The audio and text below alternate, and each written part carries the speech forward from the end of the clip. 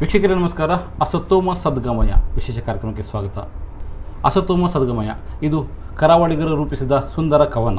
ಹೌದು, ಅಸತೋಮ ಸದ್ಗಮಯ ಅತ್ಯುತ್ತಮ ಚಿತ್ರವಾಗಿ ಕನ್ನಡದಲ್ಲಿ ಮೂಡಿಬರುವ ಲಕ್ಷಣಗಳನ್ನು ತೋರಿಸ್ತಾ ಇದೆ. ಸೊ ಇಂತಹ ಚಿತ್ರ ಒಂದು ನಮ್ಮ ಕರಾವಳಿಗರು ರೂಪಿಸಿದ್ದಾರೆ. ಈ ಕರಾವಳಿಗರು ರೂಪಿಸಿದ ಚಿತ್ರದ ಬಗ್ಗೆ ಒಂದಿಷ್ಟು ಮಾಹಿತಿಯನ್ನು ಪಡೆಯುವ ಪ್ರಯತ್ನ ನಾವು ಇಲ್ಲಿ ಮಾಡ್ತಾ ಇದ್ದೇವೆ. ನಮ್ಮ ಜೊತೆಯಲ್ಲಿ ಚಿತ್ರದ ನಿರ್ದೇಶಕ ರಾಜೇಶ್ ವೇಣೂರವರಿದ್ದಾರೆ. ರಾಜೇಶ್ ವೇಣೂರವರೇ ನಿಮ್ಮ ಕಾರ್ಯಕ್ರಮಕ್ಕೆ ಸ್ವಾಗತ ಮಾಡ್ತಾ ಇದ್ದೇವೆ. ನಮಸ್ಕಾರ. ಹಾಗೆ ನಮ್ಮ ಜೊತೆ ಇದ್ದರೆ ಪುಟ್ಟ ಚಿತ್ರಾಲಿ ತೇಜ್ಪಾಲ್ರವರು, ನಿಮಗೆ ಕಾರ್ಯಕ್ರಮಕ್ಕೆ ಸ್ವಾಗತ. ಹಾಗೆ ಲಾಸ್ಯ ನಾಗರಾಜ್, ನಿಮಗೂ ಕೂಡ ಕಾರ್ಯಕ್ರಮಕ್ಕೆ ಸ್ವಾಗತ ಮಾಡ್ತಾ ಇದ್ದೇನೆ. ಸೊ ಇಲ್ಲಿ ನಾವು ಚಿತ್ರದ ಬಗ್ಗೆ ಒಂದಿಷ್ಟು ಮಾತಾಡಬೇಕು ಅಥವಾ ಚಿತ್ರದ ಬಗ್ಗೆ ಒಂದಿಷ್ಟು ಮಾಹಿತಿ ಪಡಿಬೇಕು ಅನ್ನೋದು ಪಕ್ಕಕ್ಕಿಟ್ಟು ಇಲ್ಲೊಂದು ಪುಟ್ಟ ದೇಹ ನಮ್ಮ ಮಧ್ಯದಲ್ಲಿ ಕೂತಿದೆ. ಸೊ ಮಾತು ಅಲ್ಲಿಂದನೇ ನಾವು ಚರ್ಚೆಯನ್ನು ಮಾತನಾಡ್ತಾ ಇದ್ದೇವೆ. ಅಸತೋಮ ಸದ್ಗಮಯ ಅಂದ್ರೆ ಏನು? ಅಂದ್ರೆ ಅದೊಂದು ಚಿಕ್ಕದಿರುವಾಗ ಅದು ಒಂದು ಸಾಂಗ್ ಹೇಳ್ತಿದ್ರು ಹಾಗೆ. ಅಂದ್ರೆ ಚಿತ್ರದಲ್ಲಿ ಒಂದು ಹಾಡಿದೆ, ಆ ಹಾಡು ಅದಕ್ಕೆ ಟೈಟಲ್ ಆಗಿ ಬಂದಿದೆ. ಅಸತೋಮ ಸದ್ಗಮಯ ಅಂತ ಮಂತ್ರ ಹೇಳ್ತಾ ಇದ್ದೀವಿ, ಅದನ್ನ ಇಲ್ಲಿ ಆ ಚಿತ್ರಕ್ಕೆ ಬಳಸಿದ್ದಾರೆ. ಓಕೆ ಸರ್, ನಾವೀಗ ರಾಜೇಶ್ ಚಿತ್ರದ ನಿರ್ದೇಶಕರಾಗಿ ನೀವು ಬಹಳಷ್ಟು ಕೆಲಸವನ್ನು ಮಾಡಿದ್ದೀರಿ. ಸೊ ಚಿತ್ರದ ಬಗ್ಗೆ ಒಂದಿಷ್ಟು ಮಾಹಿತಿ, ಅಂದ್ರೆ ಚಿತ್ರದ ಕಾನ್ಸೆಪ್ಟ್ ಏನು ಅನ್ನುವಂಥದ್ದು. ಓಕೆ, ಅಸತೋಮ ಸದ್ಗಮಯ ಈ ಚಿತ್ರದ ಟ್ರೈಲರ್ ಆಲ್ರೆಡಿ ಬಿಡುಗಡೆ ಆಗಿದೆ, ನೀವು ನೋಡಿರ್ಬೋದು. ಅದರಲ್ಲಿ ನಾವು ಎಜುಕೇಷನ್ ಸಿಸ್ಟಮ್ ಕೆಲವು ಕಡೆ ಭಯಾನಕವಾಗಿ ಕೂಡ ಇದೆ, ನಾನು ನೋಡಿದೆ. ಹೌದು, ಮೇಯ್ನಾಗಿ ನಾವು ಎಜುಕೇಷನ್ ಸಿಸ್ಟಮ್ ಬಗ್ಗೆ ಮಾತಾಡಿದ್ದೀವಿ, ಸ್ವಲ್ಪ ಫಾರಿನ್ಗೆ ಹೋಗುವ ಬಗ್ಗೆ ಇದೆಲ್ಲ ಮಾತಾಡಿದ್ದೀವಿ. ಸೊ ಅದು ನೋಡುವಾಗ ಓವರಾಲ್ ಇದು ಆ ಕಂಟೆಂಟ್ ನೋಡುವಾಗ ನಿಮ್ಗೆ ಏನು ಅನಿಸುತ್ತೆ ಅಂದರೆ, ಒಂದು ವಿದೇಶಕ್ಕೆ ಹೋಗೋಕ್ಕೆ ಇಬ್ಬರು ಒಂದು ಇದರ ಬಗ್ಗೆ ಹೇಳಕ್ಕೆ ಟ್ರೈ ಮಾಡಿದ್ದೀವಿ, ಹೀರೋ ಹೀರೋಯಿನ್ ಬಗ್ಗೆ. ಆಮೇಲೆ ರಾಧಿಕಾ ಚೇತನ್ ಅವರು ಫಿನ್ಲ್ಯಾಂಡಿಂದ ಬರ್ತಾರೆ ಅಂತ. ಸೊ ನಿಮ್ಮ ಆಮೇಲೆ ಸ್ವಲ್ಪ ಹಾರರ್ ಎಲಿಮೆಂಟ್ಸ್ ಇದೆ, ನೋಡೋ ಕನ್ಫ್ಯೂಷನ್ ಆಗಿರ್ಬೋದು. ಬಟ್ ಇದು 100% ಫ್ಯಾಮಿಲಿ ಎಂಟರ್ಟೈನ್ಮೆಂಟ್ ಮೂವಿ. ಏನಕ್ಕೆ ಅಂದರೆ ಈ ಮೂವಿಯನ್ನು ಪ್ರೆಸೆಂಟ್ ಜನ್ರೇಷನ್ ಮೇಲೆ ಮಾಡಿರುವಂಥದ್ದು. ನಮಗೆ ಟ್ರೇಲರ್ ನೋಡುವಾಗ ಒಂದು ಅಂದಾಜಾಗ್ತಾ ಇದೆ, ಅಂದರೆ ಇದು ಕರಾವಳಿಯ ಕಥೆಯನ್ನು ಹೊಂದಿರುವಂಥ ಸಾಧ್ಯತೆಗಳಿದೆ. ಅಂದರೆ ಇಲ್ಲಿ ವಿದೇಶಕ್ಕೆ ಹೋಗುವವರ ಸಂಖ್ಯೆ ಹೆಚ್ಚು ಪ್ರಮಾಣದಲ್ಲಿ ಇರ್ತದೆ, ಮತ್ತು ಎಜುಕೇಷನ್ಗೆ ಹೆಚ್ಚಿನ ಆದ್ಯತೆಯನ್ನು ಕೊಟ್ಟು ಕೆಲಸ ಮಾಡ್ತಾ ಇರ್ತಾರೆ. ಸೊ ಆ ದೃಷ್ಟಿಯಿಂದ ಚಿತ್ರವನ್ನು ತೆಗೆದುಕೊಂಡು ಹೋಗಿದ್ದೀರಾ ಅಂತ? ಸ್ವಲ್ಪ ಮಟ್ಟಿಗೆ ಕರಾವಳಿಯ ಇದು ಇದೆ, ಬಟ್ ಕಂಪ್ಲೀಟ್ ಕರಾವಳಿ ಅಲ್ಲ. ವಿದೇಶಕ್ಕೆ ಹೋಗುವ ಕ್ಯಾರೆಕ್ಟರ್ಸ್ ಏನಿದೆಯಲ್ಲ, ಅದು ಕಿರಣ್ ಮತ್ತೆ ಲಾಸ್ಯ ಮಾಡಿರುವಂಥದ್ದು, ಅದು ಮಂಡ್ಯದ ಕ್ಯಾರೆಕ್ಟರ್ಸ್. ಓಕೆ, ಅಲ್ಲಿ ಅವ್ರು ಏನಿರ್ತದೆ, ಹೈಲಿ ಎಜುಕೇಟೆಡ್ ಆಗಿರ್ತಾರೆ, ತುಂಬ ಓದಿರ್ತಾರೆ. ಅವ್ರಿಗೆ ಈ ದೇಶ ಸರಿ ಇಲ್ಲ, ನಾವೇನಿದ್ರು ಫಾರಿನಿಗೆ ಹೋಗಿ ಸೆಟ್ಲ್ ಆಗಬೇಕು, ಆ ಥರ ಮೆಂಟಾಲಿಟಿ. ಅಂದರೆ ಇವಾಗಿನ ಪ್ರೆಸೆಂಟ್ ಜನ್ರೇಷನ್ ಏನಿದೆ, ಎಜುಕೇಷನ್ಗೆ ಜಾಸ್ತಿ ಇಂಪಾರ್ಟೆಂಟ್ ಕೊಡ್ತಾ ಇದೆ, ಇಂಟೆಲಿಜೆನ್ಸ್ಗೆ ಜಾಸ್ತಿ ಇಂಪಾರ್ಟೆನ್ಸ್ ಕೊಡ್ತಾ ಇದೆ. ಸೊ ಇದರಿಂದಾಗಿ ರಿಲೇಷನ್ಶಿಪ್ಸ್, ಇಮೋಷನ್ಸ್ ದೂರ ಆಗ್ತಾ ಇದೆ. ಸೊ ಈ ಒಂದು ಥೀಮನ್ನು ಇಟ್ಕೊಂಡು ಮಾಡಿರೋದು ನಾವು. ಇದೆ IQ ವರ್ಸಸ್ EQ, ಅಂದರೆ intelligent questions versus emotional quotient, ಈ ಒಂದು ಸಬ್ಜೆಕ್ಟ್ಗಳನ್ನ ಇಟ್ಕೊಂಡು ನಾವು ಮಾಡಿರುವಂಥದ್ದು ಮೂವಿ. ಅಂದರೆ ನಿಮಗೆ ಸ್ವಲ್ಪ ಕಾಂಪ್ಲಿಕೇಟೆಡ್ ಅಂತ ಅನಿಸ್ತಿಲ್ವಾ ಈ ಸಬ್ಜೆಕ್ಟ್ ಅಂತ? ಅಂದರೆ ಒಂದು ಕಡೆ ಎಜುಕೇಷನ್, ಮತ್ತೊಂದು ಕಡೆ ಒಂದು ಉದ್ಯೋಗ, ಮತ್ತೊಂದು ಕಡೆ ಕುಟುಂಬ, ಹೀಗೆ ಅಲ್ಲ, ಮೇನ್ ಇರೋದೇ ಇದು IQ ವರ್ಸಸ್ EQ. ಅಂದರೆ ಇವಾಗಿನ ಅದೇ ಪ್ರೆಸೆಂಟ್ ಜನ್ರೇಷನ್ 98 ಮಾರ್ಕ್ಸ್ ತೆಗಿಬೇಕು, ಕ್ಯಾರಿಯರ್ ಬೆಳೆಸಬೇಕು, ಈ ಥರ ಕ್ಯಾರಿಯರ್ ಓರಿಯೆಂಟೆಡ್ ಆಗಿ ಮಕ್ಕಳನ್ನು ಕ್ಯಾರಿಯರ್ ಓರಿಯೆಂಟೆಡ್ ಆಗಿ ಬೆಳೆಸ್ತಾರೆ. ಸೊ ಇದರಿಂದಾಗಿ ಇನ್ನೊಂದು ಸೈಡಲ್ಲಿ ಇಮೋಷನಲ್ ರಿಲೇಷನ್ಶಿಪ್ಪು ಕಳ್ಕೊತಾ ಇದ್ದಾರೆ. ಆಮೇಲೆ ಇವಾಗೊಂದು ಥಾಟೇ ಇದೆ ಇವಾಗಿನ ಜನ್ರೇಷನ್ ಬಗ್ಗೆ, more IQ less emotions, are more degrees less common sense ಅಂತ. ಓಕೆ, ಈ ಒಂದು ಸಬ್ಜೆಕ್ಟನ್ನು ನಾವು ಇದು ಮಾಡಿರೋದು, ಅದು ತುಂಬ ನೀಟಾಗಿ ಪ್ರೆಸೆಂಟ್ ಮಾಡಿದ್ವಿ. ಅದರ ಬಿಟ್ಟು ಒಂದಷ್ಟು ಕಮರ್ಷಿಯಲ್ ಎಲಿಮೆಂಟ್ಸ್ ಇದ್ದಾವೆ ನಮ್ಮ ಮೂವಿನಲ್ಲಿ, ಅದನ್ನು ಎಂಟರ್ಟೈನಿಂಗ್ ಆಗಿ ಹೇಳಿದ್ವಿ, ಎಲ್ಲೂ ಸೀರಿಯಸ್ ಅಂತ ಅನಿಸಲ್ಲ. ಓಕೆ, ಲಾಸ್ಯರ್ ಅವರೇ, ನಿಮಗೆ ಹೇಗೆ ಚಿತ್ರದ ಬಗ್ಗೆ ಒಂದಿಷ್ಟು ಹೇಳೋದ್ರಿಂದ ನಿಮ್ಮ ಬಗ್ಗೆ ನೀವು, ಅಂದರೆ ನಮಗೆ ನಮ್ಮ ಕರಾವಳಿಗರಿಗೆ, ನಮ್ಮ ವೀಕ್ಷಕರಿಗೆ ಪರಿಚಯ ಮಾಡಿಕೊಡಿ ಅಂತ. ಎಲ್ಲರಿಗೂ ನಮಸ್ಕಾರ. ನಾನು ಲಾಸ್ಯ ನಾಗರಾಜ್. ಇತ್ತೀಚೆಗೆ ಬಿಗ್ ಬಾಸ್ ಅಲ್ಲಿ ಮುಗಿಸ್ಕೊಂಡು ಇದು ನನ್ನ ಫಸ್ಟ್ ಫಿಲ್ಮ್, ಮೊದಲನೇ ಫಿಲ್ಮ್. ಸೊ ಈ ಫಿಲ್ಮ್ ಅಲ್ಲಿ ನನ್ನ ಕ್ಯಾರೆಕ್ಟರ್ ತುಂಬಾನೇ ಇಂಟ್ರೆಸ್ಟಿಂಗ್ ಆಗಿದೆ. ಅಂದ್ರೆ ಅವಳು ಮಂಡ್ಯದ ಹುಡುಗಿ ಆಗಿದ್ರು ತುಂಬಾನೇ ಮಾಡರ್ನ್ ಥಿಂಕಿಂಗ್, ತುಂಬಾನೇ ಮಾಡರ್ನ್ ಆಗಿ ಕ್ಲೋತ್ಸ್ ಹಾಕೊಳ್ತಾಳೆ, ಬಟ್ಟೆ ಹಾಕೊಳ್ತಾಳೆ, ಅಂಡ್ ಓದೋದ್ರಲ್ಲೂ ಈಗಲೂ ಕೂಡ ಮಾಡರ್ನ್ ಆಗಿದ್ದಾಳೆ ಅಂತ. ಹೌದು, ಆಕ್ಚುಲಿ ನನ್ನ ಸೆಲೆಕ್ಟ್ ಮಾಡುವಾಗ ಅವ್ರಿಗೆ ಅದೇ ಅನ್ಸಿದ್ದು. ನನ್ನ ಆಟಿಟ್ಯೂಡ್ ಆಗ್ಲಿ, ಅಥವಾ ನನ್ನ ಡ್ರೆಸ್ಸಿಂಗ್ ಸೆನ್ಸ್ ಆಗ್ಲಿ, ನನ್ನ ವಾಕಿಂಗ್ ಸ್ಟೈಲ್ ಏನೇ ಇದ್ರು ಅದು ಅವ್ರ ಕ್ಯಾರೆಕ್ಟರ್ಗೆ ಸ್ವಲ್ಪ ಸಿಂಕ್ ಆಯ್ತು ಅಂತಾನೆ ನಂಗೆ ನೀನೇ ಬೇಕು ಅಂತ ಅವ್ರು ಹೇಳಿದ್ದು. ಸೊ ಆ ಎಲಿಮೆಂಟ್ಸ್ ಇಟ್ಕೊಂಡು ನಾನು ಇಲ್ಲಿ ಬಂದು ವರ್ಕ್ಶಾಪ್ಸ್ ಎಲ್ಲ ತಗೊಂಡು ಮಂಗಳೂರಿಗೆ ಬಂದು, ಆಕ್ಚುಲಿ 30 to 40 ಡೇಸ್ ಇಲ್ಲೇ ಶೂಟ್ ಮಾಡಿದ್ದು ಮಂಗಳೂರಲ್ಲಿ. ಸೊ 1 ವೀಕ್ ಮುಂಚೆ ಬಂದು ಅವ್ರ ಹತ್ರ ವರ್ಕ್ಶಾಪ್ಸ್ ತಗೊಂಡು ಹೇಗೆ ಬೇಕು ನಿಮಗೆ ಕ್ಯಾರೆಕ್ಟರ್ ಆ ಥರ ಎಲ್ಲ ಡೆವಲಪ್ ಮಾಡಿಕೊಂಡು ಆಮೇಲೆ ಪ್ಲೇ ಮಾಡಿದ್ದು. ಮತ್ತೆ ಈ ಕ್ಯಾರೆಕ್ಟರ್ ಸ್ವಲ್ಪ ಜಾಣ್ಪೆದ್ದು, ಅದು ನಾನಂತ. ಮುಂದೆ ನೋಡುವ. ಇದು ಚಿತ್ರಾಲಿ ಅವರೇ, ನಿಮ್ಮ ಅಂದರೆ ನಿನ್ನ ಕ್ಯಾರೆಕ್ಟರ್ ಅಥವಾ ನಿಮ್ಮ ಕ್ಯಾರೆಕ್ಟರ್ ಏನು ಇದರಲ್ಲಿ? ಸ್ಟೋರಿ ಹೇಳಕ್ಕಿಲ್ಲ. ಸ್ಟೋರಿ ನಂದೊಂದು ಏನಿಲ್ಲ, ಏನು ಇಲ್ವಾ? ಹಾಗಾದ್ರೆ ಹೇಳ್ತೀನಿ. ನಾನೊಂದು ಗೌರ್ಮೆಂಟ್ ಸ್ಕೂಲಿನ ಟೀಚರ್ನ ಮಗಳು. ಅಚ್ಚಾ, ಅಷ್ಟೇ ನಂದು ಇದು.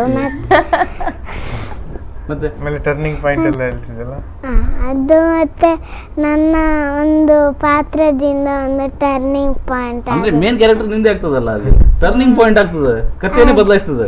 ಹೌದು, ಇದು ಒಂದು ಫ್ಯಾಮಿಲಿ ಬೇಸ್ಡ್ ಫಿಲ್ಮ್. ಎಲ್ಲ ಮಕ್ಕಳು ಮತ್ತು ಅವ್ರ ಫ್ರೆಂಡ್ಸ್ ಎಲ್ಲರೂ ಬಂದು ನೋಡಬೇಕು. ಮತ್ತು ಇದರಲ್ಲಿ ಮಕ್ಕಳಲ್ಲಿ ನಾನು ಸೇರಿ ಒಂದು 50 ಮಕ್ಕಳಿದ್ದಾರೆ. 50 ಮಕ್ಕಳನ್ನು ಸಂಭಾಳಿಸಿದ್ದಾರೆ ರಾಜೇಶ್. ಹೌದೌದು, ಹೌದು, ತುಂಬಾ ಮಕ್ಕಳಿದ್ದಾರೆ ಈ ಮೂವಿನಲ್ಲಿ. ಅವ್ರದೇ ಒಂದು ಡೆಡಿಕೇಟೆಡ್ ಸಾಂಗ್ ಕೂಡ ಇದೆ. ಸೊ ಇನ್ನು ಈ ಮಕ್ಕಳನ್ನು ಆ್ಯಕ್ಚುಲಿ ನಾವು ಮಕ್ಕಳಲ್ಲಿ ಮನೆಯಲ್ಲಿ ಒಂದಿಬ್ಬರು ಮಕ್ಕಳನ್ನ ಸಂಭಾಳಿಸೋದು ಕಷ್ಟ. ಟೀಚರ್ಗಳಂತೂ ಅಂದರೆ ಸ್ಕೂಲಲ್ಲಿ 25-30 ಮಕ್ಕಳನ್ನ ಒಂದು 3 ಗಂಟೆ ಇಟ್ಕೊಂಡು ಅವ್ರ ಮನೆಗೆ ಕಳಿಸುವವರೆಗೆ ಸುಸ್ತಾಗಿರ್ತಾರೆ. ನೀವು ಇಡೀ ಶೂಟಿಂಗ್ ಅದೊಂದು ಎಷ್ಟು ದಿನ ಮುಗಿಸಿದಿರಿ ಇದನ್ನು? ಒಂದು 40 ಡೇಸ್. 40 ಡೇಸ್ ವರೆಗೆ ಮಕ್ಕಳನ್ನ ನಿಮ್ಮ ಜೊತೆಲಿ ಇಟ್ಟುಕೊಂಡು ಅವರನ್ನು ಸಂಭಾಳಿಸುದು ಅದು ಹೇಗೆ ಸಾಧ್ಯ ಆಯ್ತು ಅಂತ, ಅದರ ಬಗ್ಗೆ ಒಂದು ವಿಚಿತ್ರ ಕಥೆಗಳಿಗೂ ಇರ್ಬೋದು ಅಂತ ವಿಶೇಷ. ಹಾಗಲ್ಲ, ಮಕ್ಕಳದ್ದು ಏನಂದ್ರೆ ಅವ್ರು ಇರುವಷ್ಟು ದಿನ ನಾವು ಆಕ್ಚುಲಿ ತುಂಬಾ ಜಾಲಿ ಇತ್ತು, ಎಂಜಾಯ್ ಮಾಡಿದ್ವಿ. ಅವ್ರದ್ದು ಒಂದು 10-15 ಡೇಸ್ ಅಲ್ಲಿ ಶೆಡ್ಯೂಲ್ ಮುಗೀತು. ಅದ ನಂತರ ಬೇರೆ ಸಬ್ಜೆಕ್ಟ್ಗೆ ಹೋದ್ವಿ. Full silent bore. ನಮ್ಮ ಮ್ಯಾನೇಜರ್ ಹೇಳಿದ ಪ್ರಕಾರ ಮಕ್ಕಳಿಗಿಂತ ಅವ್ರ ಪೇರೆಂಟ್ಸ್ ನ ಸಂಭಾಳಿಸೋದು ಕಷ್ಟ ಆಗೋಯ್ತು ಅಂತ. ಅದು ಯಾವ ರೀತಿ ಅಂತ? ಅದೇ ಮಕ್ಕಳಿಗೆ ಸ್ವಲ್ಪ ಅವ್ರ ಖುಷಿಯಾಗಿ ಶೂಟಿಂಗ್ ಎಲ್ಲ ಮಾಡ್ತೀವಿ ಬಿಸಿಲಲ್ಲಿ. ನಮ್ಗೆ ಮಕ್ಕಳಿಗೆಲ್ಲ ಗೊತ್ತಾಗಲ್ಲ, ಬಿಸಿಲಾದ್ರೂ ಎಲ್ಲಾದ್ರೂ ಹಾಯಾಗಿ ಶೂಟಿಂಗ್ ಮಾಡ್ಕೊಂಡಿರ್ತಾರೆ. ಪೇರೆಂಟ್ಸ್ ಬೇಡ ಹುಷಾರ್ ತಪ್ಪುತ್ತೆ, ಟ್ಯಾನ್ ಆಗುತ್ತೆ, ಬೇಡ ಮಾಡಬೇಡಿ ಅದು ಇದು ಅಂತೆಲ್ಲ. ಅಂದ್ರೆ ಮಕ್ಕಳ ಬಗ್ಗೆ ಕಾಳಜಿ, ಅವರ ಕಾಳಜಿ ನಿಮಗೆ ಕಷ್ಟ ಕೊಡ್ತಾ ಇತ್ತು. ಬಟ್ ತುಂಬಾ ಎಂಜಾಯ್ ಮಾಡಿದ್ವಿ ಮಕ್ಕಳ ಜೊತೆ. ನಾವೆಲ್ಲ ತುಂಬಾ ಎಂಜಾಯ್ ಮಾಡಿ. ಮಕ್ಕಳು ಹೋದ್ಮೇಲೆ ತುಂಬಾ ಬೋರ್ ಆಯ್ತು ನಮಗೆ ಸ್ವಲ್ಪ. ಮಕ್ಕಳನ್ನ ಇಟ್ಕೊಂಡು ಯಾವ ಇದು ಲೊಕೇಶನ್ ಅಲ್ಲಿ ಏನು ಶೂಟಿಂಗ್ ಮಾಡಿದ್ದು ಅಂತ? ಅದೇ ನಾವು ಹೇಳಿದಲ್ಲಿ ಎಜುಕೇಶನ್ ಕಾನ್ಸೆಪ್ಟ್ ಬಗ್ಗೆ ಸ್ವಲ್ಪ ಹೇಳಿದ್ದೀವಿ ಅಂತ. ಸೊ ಅದಕ್ಕೆ ಸೂಟ್ ಆಗೋ ಥರ ಸ್ಟೋರಿನಲ್ಲಿ ಇತ್ತು, ಅದಕ್ಕೆ ಮಕ್ಕಳು ಬೇಕಾಗಿತ್ತು. ಸೊ ಒಂದು ಪೋರ್ಷನ್, ಒಂದು ½ an hour ಪೋರ್ಷನ್ ಮೂವಿನಲ್ಲಿ ಆ ಸಬ್ಜೆಕ್ಟ್ ಮೇಲೆ ಬರುತ್ತೆ ಮಕ್ಕಳದು. ಸೊ ಹಾಗಾಗಿ ನಾವು ಮೂಡುಬಿದ್ರಿಯಲ್ಲಿ ಒಂದು ಮಾರೂರು ಅಂತ ಊರಿದೆ, ಅಲ್ಲಿ ನಾವು ಶೂಟಿಂಗ್ ಮಾಡಿದ್ವಿ ಮಕ್ಕಳ ಪೋರ್ಷನ್. ಸೊ ಲಾಸೇರ್, ನೀವು ಟ್ರೇಲರಲ್ಲಿ ನಾನು ನೋಡಿದಾಗ ಒಂದು ಕಡೆ ಭಯಾನಕವಾಗಿ ಕಂಡಿದ್ದೀನಿ ಅಂತ, ಅಷ್ಟು ಭಯಾನಕವಾಗಿ ನೀವು ಇದ್ದೀರಾ ಅಂತ ಚಿತ್ರದಲ್ಲಿ ಕ್ಯಾರೆಕ್ಟರ್? ನಂದಲ್ಲ ಅದು ಪಾತ್ರ, ಅದು ರಾಧಿಕಾ ಅವ್ರದ್ದು. ಸೊ ಏನದು ಭಯಾನಕ ಚಿತ್ರಣ, ಏನದು ಅಂತ? ಭಯಾನಕ ಚಿತ್ರ ಅಂತ ಎಲಿಮೆಂಟ್ಸ್ ಆಫ್ ಹಾರರ್ ಖಂಡಿತ ಇದೆ. ಅದೇ ಭಯಾನಕ ಚಿತ್ರನ ಇಲ್ವಾ ನೀವು ಗೊತ್ತಾಗ್ಬೇಕು ಅಂತ. ಆದ್ರೂ ನಾವು ನಿಮ್ಮಿಂದ ತಿಳ್ಕೊಳ್ಳುವ ಪ್ರಯತ್ನ ಮಾಡ್ತಾ ಇದ್ದೇವೆ ಇಲ್ಲಿ. ಅಂದ್ರೆ ನಮ್ಗೆ ಕುತೂಹಲ ಇದೆ ಅಲ್ಲ ಚಿತ್ರ, ಅಂದ್ರೆ ನೋಡ್ಕೊಂಡು ಅದೇ ಹೇಳ್ದಂಗೆ ಹಾರರ್ ಎಲಿಮೆಂಟ್ಸ್ ಇದೆ, ಆದ್ರೆ ಹಾರರ್ ಸ್ಟೋರಿ ಅಲ್ಲ. ಹಾರರ್ ಸ್ಟೋರಿ ಅಲ್ಲ. ಓಕೆ, ಅಂದ್ರೆ ಒಂದು ಸೀರಿಯಸ್ ಸ್ಟೋರಿ ಅಂತ ನಾವು ಹೇಳ್ಬೋದು ಅದಕ್ಕೆ? ಸೀರಿಯಸ್ ಸ್ಟೋರಿ, ತುಂಬಾ ಕಂಟೆಂಟ್ ಓರಿಯೆಂಟೆಡ್ ಮೂವಿ ಇದೆ. ಬಿಕಾಸ್ ಅದೇ ಅವ್ರು ಹೇಳ್ದಂಗೆ ಕಂಟೆಂಟ್ ಇದೆ ಅಂಡ್ ಒಂದು ಮೆಸೇಜ್ ತರ ಇದೆ. ಬಟ್ ತುಂಬಾನೇ ಕಾಮಿಡಿನೂ ಇದೆ ಅಂಡ್ ತುಂಬಾ ಕಮರ್ಷಿಯಲ್ ಎಲಿಮೆಂಟ್ಸ್. ಒಂದು ರೊಮ್ಯಾಂಟಿಕ್ ಸಾಂಗ್ ಇದೆ ನಂದು ನನ್ನ ಬಾಯ್ ಫ್ರೆಂಡ್ ಅಂಡ್ ಸಿಕ್ಕಾಪಟ್ಟೆ ಕಾಮಿಡಿ ಇದೆ. ನಾನು ಸಿಕ್ಕಾಪಟ್ಟೆ ಕಾಮಿಡಿ ಅಂದ್ರೆ ಒಂದು ಕಾಮಿಡಿ ಸಿಚುವೇಶನ್ ನಮಗೂ ನೋಡ್ಬೇಕು ಅಂತ ಅನ್ಸುತ್ತೆ, ಅದು ನಮಗೂ ಕೇಳಬೇಕು ಅಂತ ಅನ್ಸುತ್ತೆ. ಅದನ್ನ ಹೇಳಲಿಕ್ಕೆ ಸಾಧ್ಯ ಇದೆ ಅಂತ, ಅಂದ್ರೆ ನೀವು ಚಿತ್ರದ ವಿಷಯದಲ್ಲಿ ಎಷ್ಟನ್ನು ಬಿಟ್ಕೊಳ್ಳಿಕ್ಕೆ ಸಾಧ್ಯ ಇದೆ ಅಂತ ಕೇಳಲಿಕ್ಕೆ ಬಯಸ್ತೇನೆ. ಅದಕ್ಕಿಂತ ಮೊದಲು ಸಮಯ ವಿರಾಮ.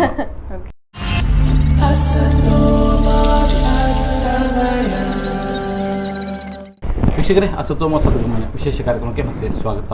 ನಾನು ಮೊದಲು ಹೇಳಿದೆ, ಅಸತೋಮ ಸದ್ಗಮಯ ಇದು ಕರಾವಳಿಗರು ರೂಪಿಸಿದ ಸುಂದರ ಕವನ ಅಂತ. ಇದು ನಮ್ಮ ನಿತ್ಯ ಜೀವನದಲ್ಲಿ ನಮ್ಮ ಬದುಕಿನ ಕಥೆಯನ್ನು ರೂಪಿಸಿದ ಒಂದು ವಿಶೇಷ ಕವನ ಅಂತ ಹೇಳ್ತಾ ಇದ್ದಾರೆ. ರಾಜೇಶ್ ಅವರೇ, ನಾನು ನಿಮ್ಮ ಹತ್ರ ಕೇಳ್ತಾ ಇದ್ದೆ, ಅಂದರೆ ಹಾಸ್ಯದ ಒಂದು ತುಣುಕು ನಮಗೆ ಹೇಳಿಕೊಡ್ಬೋದಾ ಅಂತ. ಅಂದರೆ ನಾವು ವೀಕ್ಷಕರನ್ನು ನಿಮ್ಮ ಥಿಯೇಟರ್ಗೆ ತಿಳಿಬೇಕು. ಸೊ ಅಲ್ಲಿ ಏನಾದರೂ ನೀವು ನಿಮ್ಮ ಕಥೆಯ ಹಾಸ್ಯವನ್ನು ಹೇಳ್ಬೋದು ಅಥವಾ ಎಕ್ಸಾಂಪಲ್ ಕೊಡ್ತೀನಿ. ಕಥೆಯ ಹಾಸ್ಯ ಹೇಳೋದಕ್ಕಾಗಲ್ಲ, ಬಟ್ ಸಿಮಿಲರ್ ನನ್ನ ಕ್ಯಾರೆಕ್ಟರ್ಗೆ.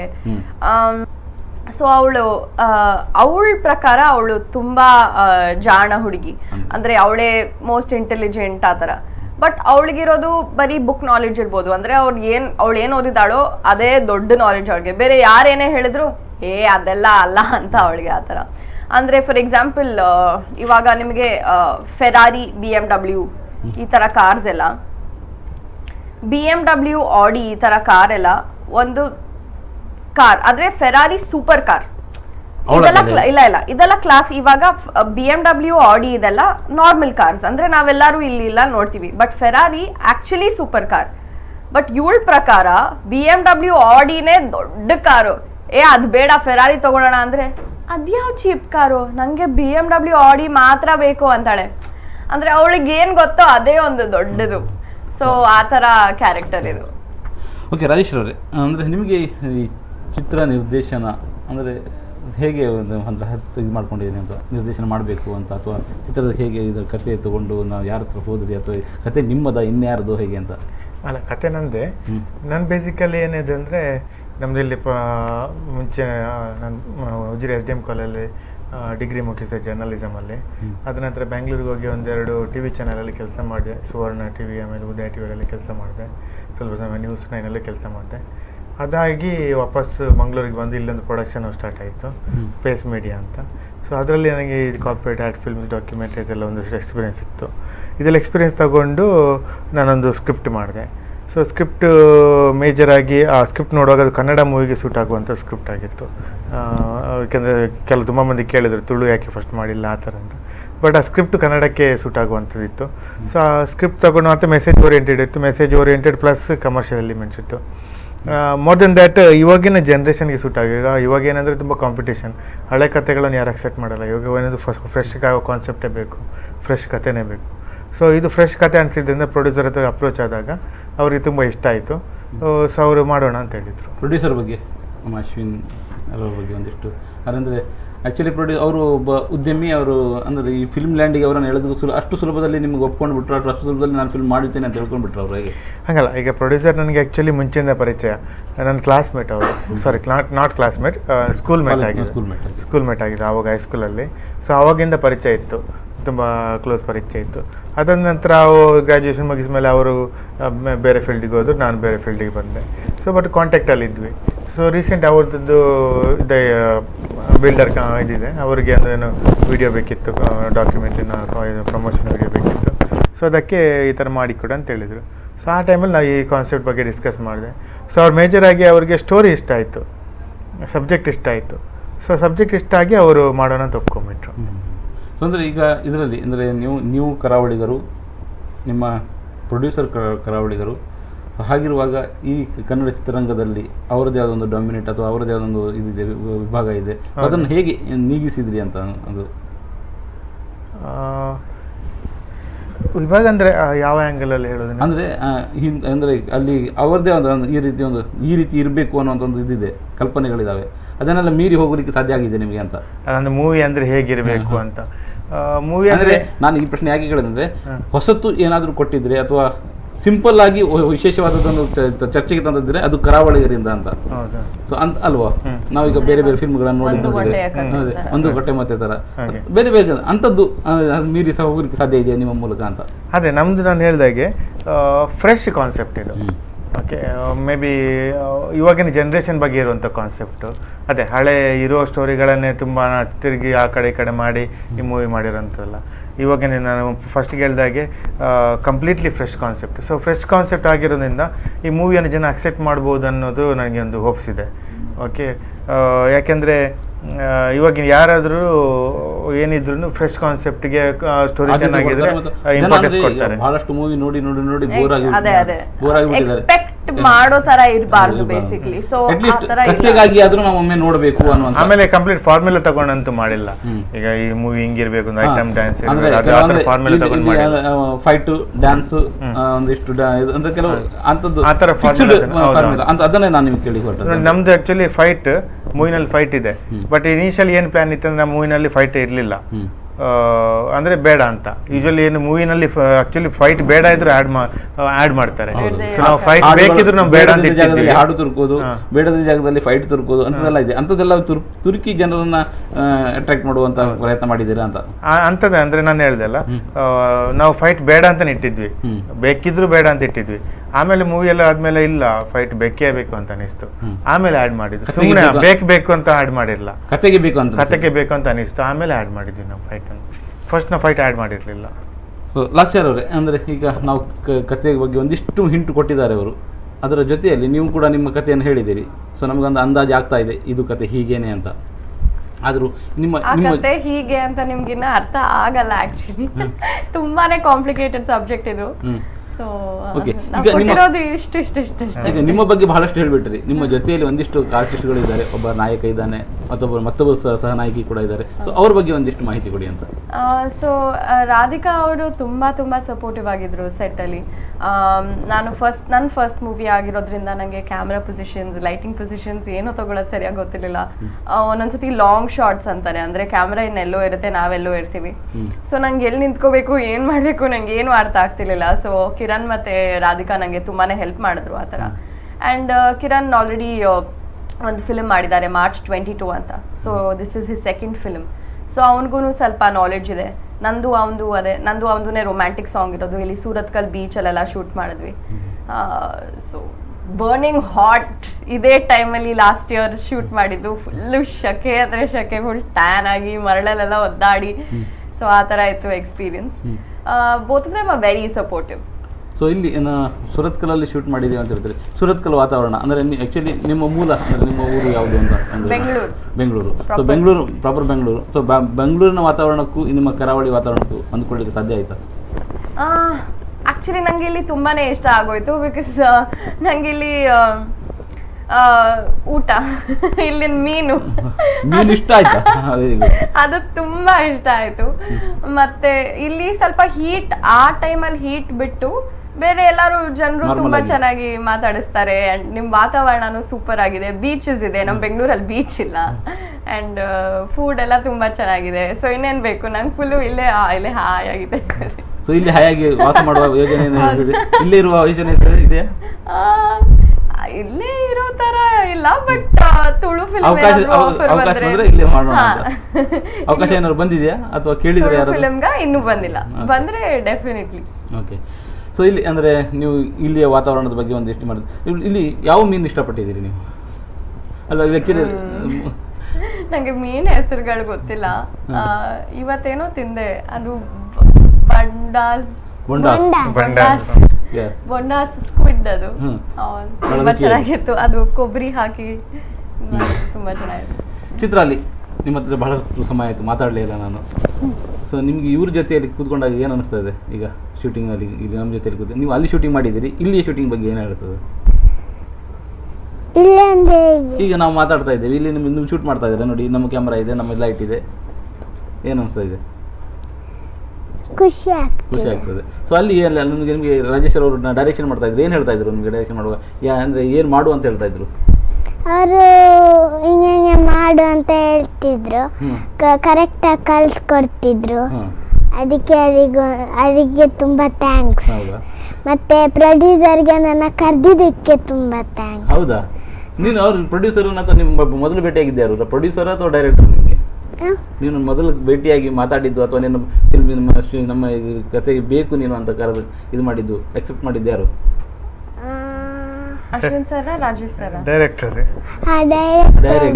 ನನ್ನ ಪಕ್ಕದಲ್ಲಿ ಕೂತಿದ್ದಾರೆ, ನೀವು ಯೋಚನೆ ಮಾಡ್ತಾ ಇದ್ದೀರಿ. ಅದು ನಂಗೆ ಆಗಲ್ಲ. ಅದರಲ್ಲಿ ಶೂಟಿಂಗ್ ನಲ್ಲೂ ಬಹಳ ಮರ್ತೋಗ್ತಿತ್ತು ಅಂತ? ಇಲ್ವಾ, ಮಾಡ್ತಿದ್ದೆ. ಮತ್ತೆ ನನ್ನ ಜೊತೆ ಎಲ್ಲ ಒನ್ ಟೇಕ್ ಆರ್ಟಿಸ್ಟ್ ಅಲ್ವಾ ಚಿತ್ರಾಲಿ ನೀನು?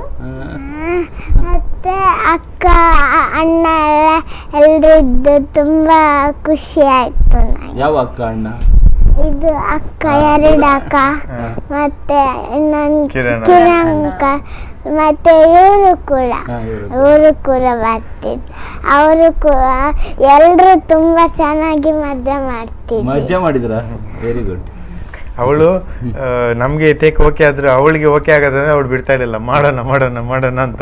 ಅಷ್ಟು ಇನ್ವಾಲ್ವ್ಮೆಂಟ್ ಇತ್ತು. ಒನ್ ಮೋರ್ ಟೇಕ್ ಅಂತ ಅವಳೇ ಕೇಳ್ತಾ ಇದ್ಲು, ಸರಿಯಾಗಿ ಬಂದಿಲ್ಲ ಅಂತ. ಅವಳ ಪ್ರಕಾರ ಅವಳಿಗೆ ಸ್ಯಾಟಿಸ್ಫೈ. ಓಕೆ, ಅವಳ ಒನ್ ಮೋರ್ ಟೇಕ್ ಬಗ್ಗೆ ನಾವು ಒಂದಿಷ್ಟು ಮಾತಾಡಬೇಕಾಗಿದೆ. ಅದಕ್ಕಿಂತ ಮೊದಲು ಸಣ್ಣ ವಿರಾಮ.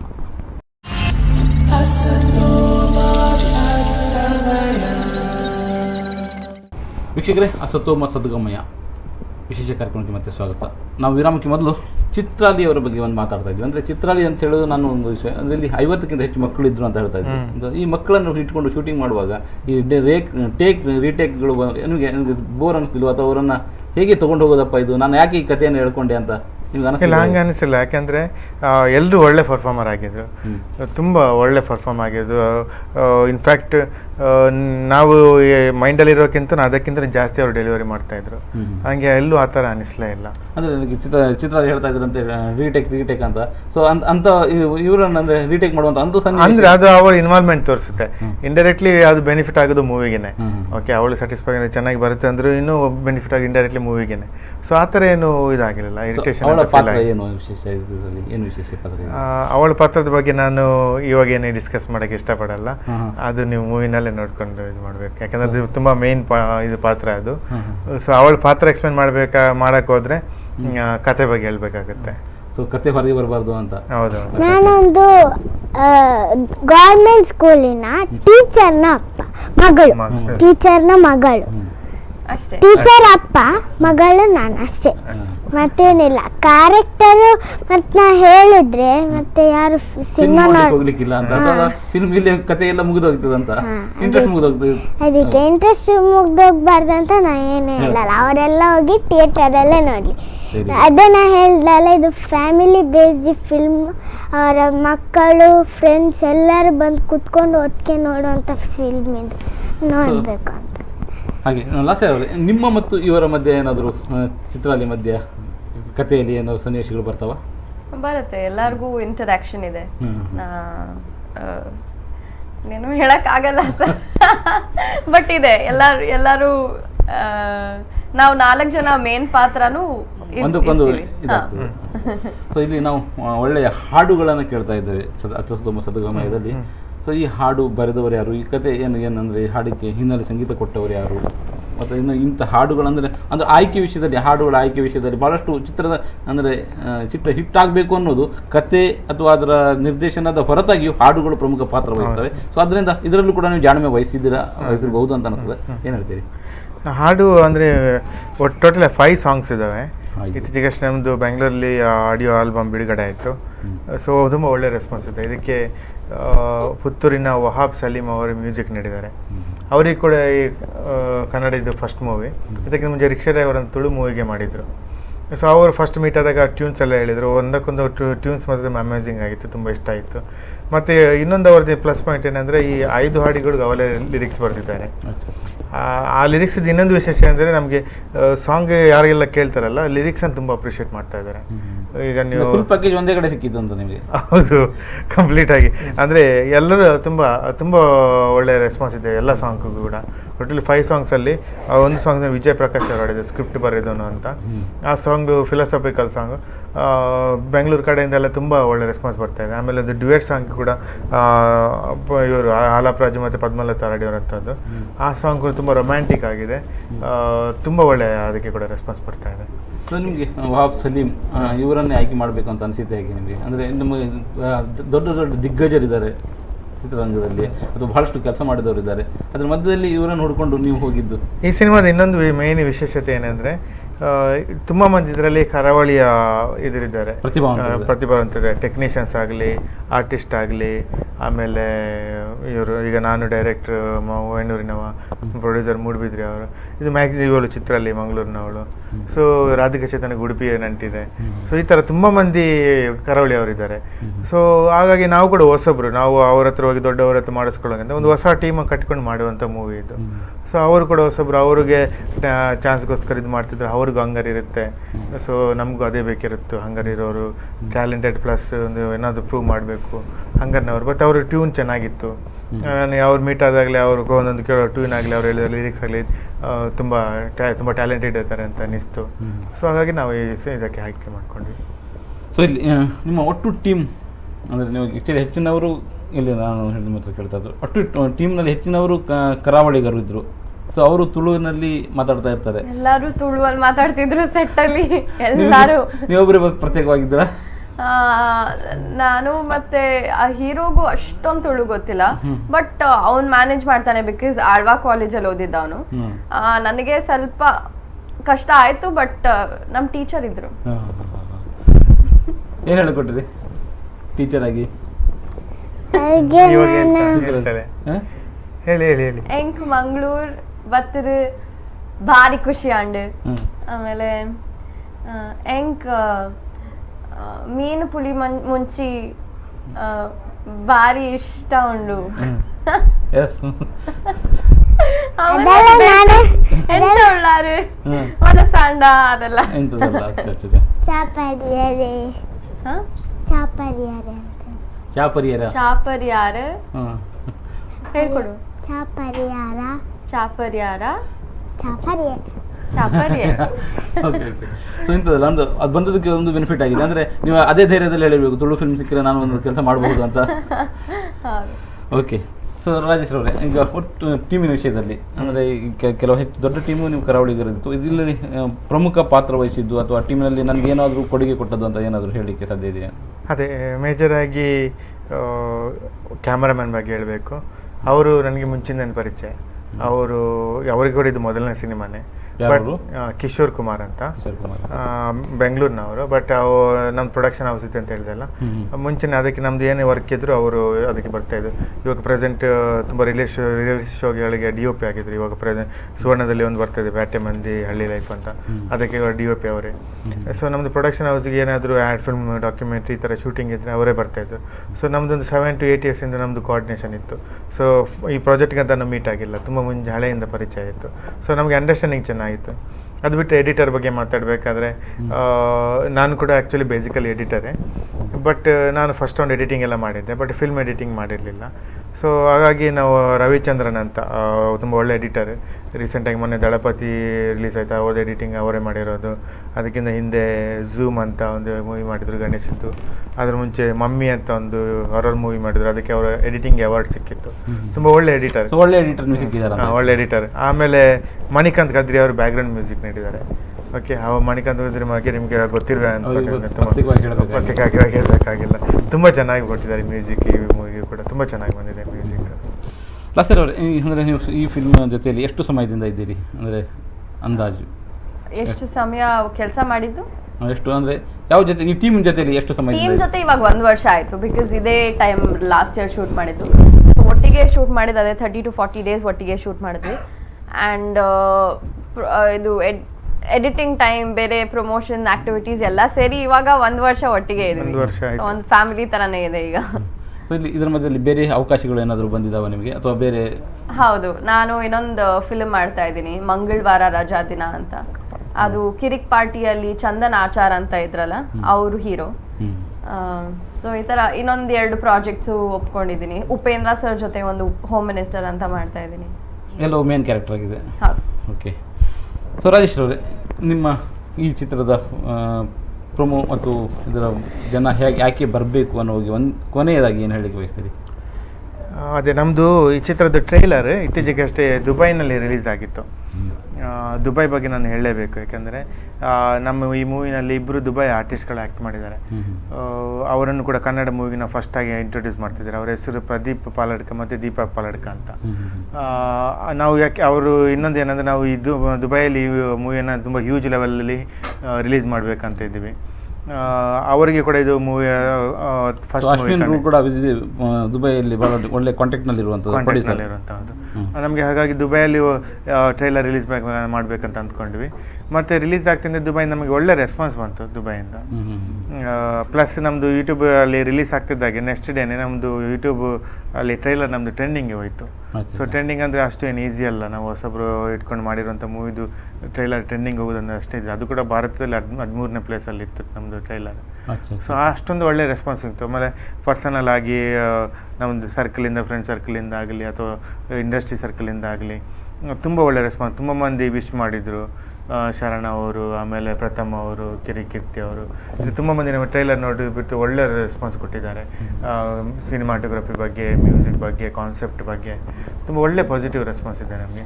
ಸೊ ಹಾಗಾಗಿ ಈ ಕಾನ್ಸೆಪ್ಟ್, ಈ ಮೂವಿ ಒಂದು ಆಡಿಯನ್ಸ್ಗೆ ಇಷ್ಟ ಆಗ್ಬೋದು ಅನ್ನೋ ಒಂದು ನಮಗೆ ಕಾನ್ಫಿಡೆನ್ಸ್. ಓಕೆ. ಸೊ ಇವತ್ತು ನಾವು ಅಸತೋಮ ಸದ್ಗಮಯ ಚಿತ್ರದ ಬಗ್ಗೆ ಚಿತ್ರತಂಡದೊಂದಿಗೆ ಮಾತಾಡಿದ್ವಿ. ಇವತ್ತು ನಮ್ಮ ಜೊತೆ ರಾಜೇಶ್ ವೇಣೂರು, ಇವರು ಚಿತ್ರದ ನಿರ್ದೇಶಕರು. ಒಂದಿಷ್ಟು ಚಿತ್ರದ ಬಗ್ಗೆ ಮಾಹಿತಿ ಕೊಟ್ಟಿದ್ದೀರಿ. ಹಾಗೆ ಚಿತ್ರಾಲಿ ಪುಟ್ಟ ಹುಡುಗಿ ದೊಡ್ಡ ಕೆಲಸವನ್ನು ಮಾಡಿದ್ದಾಳೆ ಚಿತ್ರದಲ್ಲಿ. ಸೊ ಅವಳ ಕೇಂದ್ರಿತ ಚಿತ್ರ ಅಂತ ನಮಗೆ ಈಗ ಗೊತ್ತಾಗ್ತಾ ಇದೆ ನಿಮ್ಮ ಮಾತುಗಳಲ್ಲಿ. ಸೊ ಇವತ್ತು ಭಾಗವಹಿಸಿದರೆ ನಿಮಗೆ ಧನ್ಯವಾದ. ಹಾಗೆ ಲಾಸ್ಯ, ನೀವು ಕೂಡ ಮಂಡ್ಯದ ಹುಡುಗಿಯಾಗಿ ತುಳುವಿನಲ್ಲಿ ಬೆರೆತು ಕೆಲಸ ಮಾಡಿದ್ದೀರಿ. ನಿಮಗೂ ಕೂಡ ಧನ್ಯವಾದ ಅರ್ಪಿಸ್ತಾ ಇದ್ದೇನೆ. ಧನ್ಯವಾದಗಳು. ಸೊ ಇಲ್ಲಿಗೆ ಅಸತೋಮ ಸದ್ಗಮಯ ವಿಶೇಷ ಕಾರ್ಯಕ್ರಮ ಮುಕ್ತಾಯವಾಗುತ್ತದೆ. ನಿರಂತರ ಸುದ್ದಿ ಮಾಹಿತಿ ಹಾಗೂ ಮನೋರಂಜನೆಗಾಗಿ ನೋಡ್ತಾ ಇರಿ E4 ನ್ಯೂಸ್.